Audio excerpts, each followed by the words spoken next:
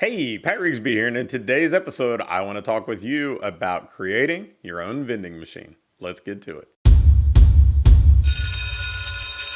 Years ago, I was at a mastermind meeting with Dean Jackson, who, Dean's a friend and kind of a marketing mentor that just kind of sees the landscape really, really well and understands marketing as it relates to just human behavior, right? He doesn't necessarily think in terms of tactics, but that kind of big picture behavior creation or influence that we're trying to have. So Dean was talking about creating a vending machine when it comes to marketing and thinking about it through that lens where you put in money and out comes a lead, or maybe you want to think of it as a client. And ultimately we even created a program where we build things for you where it's called the marketing machine. And it comes from that concept. It comes from that idea that I originally learned from Dean. But the idea here is to have some sort of predictable way. Like if you put money in a vending machine, you have a pretty good expectation about what you're getting out, right? So I wanted to talk with you about this idea of creating your own vending machine for your business, completely independent of us building you a marketing machine. Don't get me wrong, I'm happy for you to lean on us to help you create this, but the premise works whether you build it yourself or have somebody else build it or we help you with it. And the first thing that you need to do is identify who you want to serve and what problems they have, what goals they want to achieve, right? Because if we know this person and we know what's important to them, the change that they're looking to make, then we can put out things that are attractive to them, right? We can put out pieces of content, we can create whatever intellectual property that you want to, whether it's a book or a guide or some other lead magnet or videos or text-based posts. Anything that you're putting out should speak directly to them, right? So again, this idea of a vending machine still really kind of hits home for me because it's targeting a specific person, a specific place, right? It's not, this isn't a grocery store, this isn't a destination. It's targeting somebody who's in a specific place who wants something in that moment. And so we want to be able to narrow our focus kind of in that same way and say, who do we want to talk to? Who do we want to be the best possible solution for in helping them solve their problems and achieve their goals? And so everything that we build, everything that we create, every message that we deliver is based on that general premise. So once we do that, then we need to know where they are. And again, this idea of a vending machine kind of rings true because you want to put your vending machine in a high traffic area. You want people to be there to make purchases. You want to put it where people are, and people put them in break rooms, on college campuses, wherever that might be. And same thing holds true here. Once you know who your person is, it's much easier to reverse engineer where you want to find them. Are they on a specific social media platform? If we're going offline, are they somebody who frequents a local business? Do they, work with other practitioners that complement what you do? Do they live in certain communities or parts of town? So we want to make sure that we are focusing our efforts on the locations that we're going to have the highest probability of finding the people that we want to serve.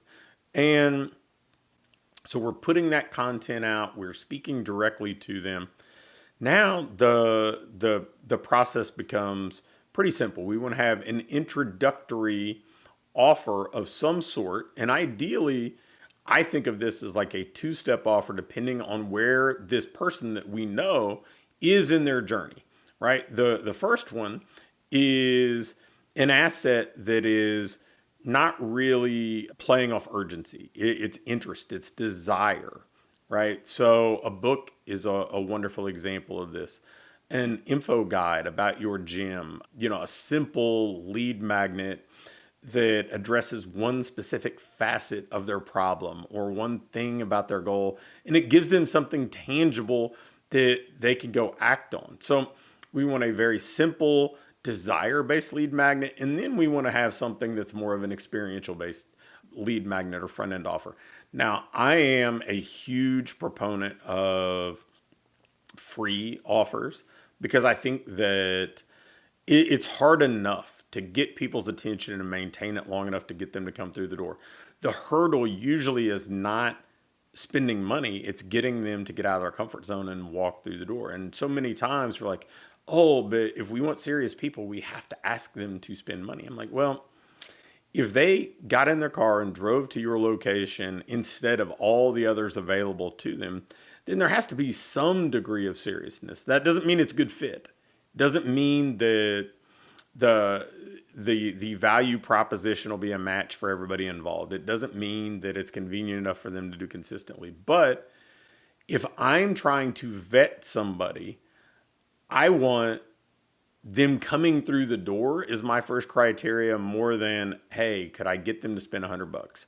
Because I know that plenty of people get them to spend $100 every month, right? I mean, whether it's impulse buys or the local restaurants that they go to or whatever else, that's not a qualifier in my mind at the same level as, okay, you know what? I walked into an uncomfortable environment. I went somewhere that might be a little bit intimidating to me, that I'm probably not feeling like the best version of myself, and that's why I'm here.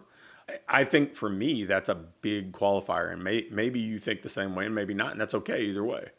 But I think we have those two options to get somebody into our pipeline. Now we have some semblance of control because we have their contact information. We have the ability to follow up with them. And then we build a robust follow-up system that, you know, helps to create brand awareness. It helps to create familiarity. Everybody talks about know, like, and trust. These things happen kind of step by step. And you have the ability to create this choreographed experience with you where you are getting them to spend time with your brand. You're getting them to know who you are, hopefully like you, and trust that you can help them go from where they are to where they want to be. And then from there, we have an offer that speaks very clearly to them about the goals that they have and the things that they want to accomplish. And so we focus on them, we focus on the outcome, and we kind of package this up in a program that not only delivers the outcome, but it also addresses the reasons maybe they haven't been able to get that outcome in the past, or at least maintain that outcome in the past. And so if we have that, that's kind of the on-ramp to our ongoing program, because once you have them under your roof or inside your four walls or however you choose to look at it, they, you know, they get to be part of your culture. They get to be immersed in your, you know, your education, your philosophy. So even if they came in for a reason that might seem superficial to you, hey, I want to lose 10 pounds or whatever else, well, you get them to think bigger. You're going to have substantially more influence and potential impact in their life if they're actually under your care than if they're just kind of scrolling by and catching 30 seconds of something you say on social media. So get them through the door, deliver an outcome, because now they're going to have an even greater level of trust, and then move them into your ongoing program. And that's basically how we create a vending machine. We continue to make those deposits. We make an investment in that front end once we know precisely who we're talking to and where to find them. And, you know, we will get a percentage of the people that we connect with to move into that pipeline, which is our machine. And still yet another percentage of those people who enter that pipeline end up becoming long-term clients. So if you don't have something like this in place and you're just kind of taping together one tactic after the next and everything seems very episodic, it's, hey, we do this a little bit here and there, but we only dabble with certain marketing things at certain times of the year, I would encourage you to build your own vending machine. If you do, business is going to get a lot more pleasant. It's going to be easier. It's going to be more consistent. You're going to have this this kind of security that comes with knowing that, you know, every week there are leads coming through the door. There's probably a new client or two starting in your program. And that kind of security is really the foundation of building wealth. It's the foundation of creating freedom. It's the foundation of building your ideal business. So that's creating your vending machine. Now, if you'd like our help with building your own version of this, that's what we do with the marketing machine, the marketing machine partner program, any of that stuff. Just shoot me an email at pat@patrigsby.com. I'll be happy to walk you through and see how we might be able to build your vending machine together.